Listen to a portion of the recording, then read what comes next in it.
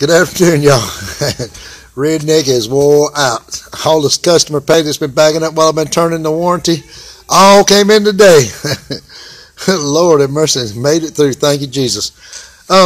Listen, y'all know I see a lot of posts from other pages, and in one of the conversations, a gentleman went through this long spiel about Mexicans and all that, and then he called somebody else a bigot. Well, a bigot is a person that's intolerable to anyone else or their opinions, especially for racial or ethnic reasons. And having been born in the 50s and grew up in the 60s and being a young man and learning to read, and I read a lot of stuff and I saw bigotry firsthand. Okay? So, when you're talking about people that say they either stand with Israel or don't stand with Israel, when you start throwing that bigot word out there, you better know what you're talking about. The reason I say this is, as I grew up, I heard all the slang words for blacks, for the Mexicans, for the Jews, and everybody else. The words were used as common English. But as an adult, I didn't teach those words to my children because the mentality, the mindset, the melting pot of the United States was changing. Well, you don't have that in the Middle East.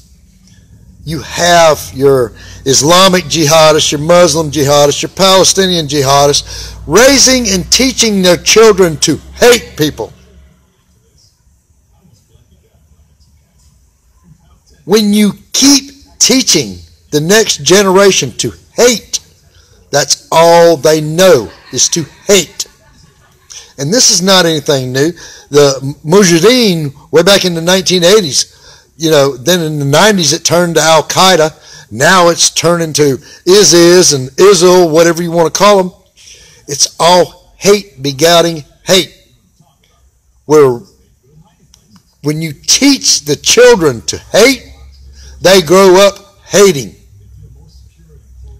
And that's why the United States has advanced far more than most other countries. It's because we have done away with that hate.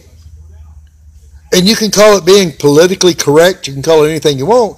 But when you don't say the words every day, when you don't speak about hate every day, it tends to go away.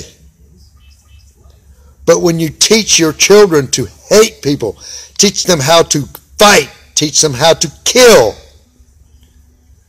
that is hate begetting hate. And you're going to have a generation that's going to come up hating anybody they've taught to hate. And while most of us Americans sit back in our cushy little lives and think everything is okie dokie, mom, Islamic extremists, Muslim extremists are teaching their children to hate you and to kill you. And you can deny it. You can overlook it. Say, redneck, you don't know what you're talking about. That's all well and good to me. But until you look at the facts, you will never know the truth. Y'all think about it. That's Redneck's Thought today. And as always, have a blessed day.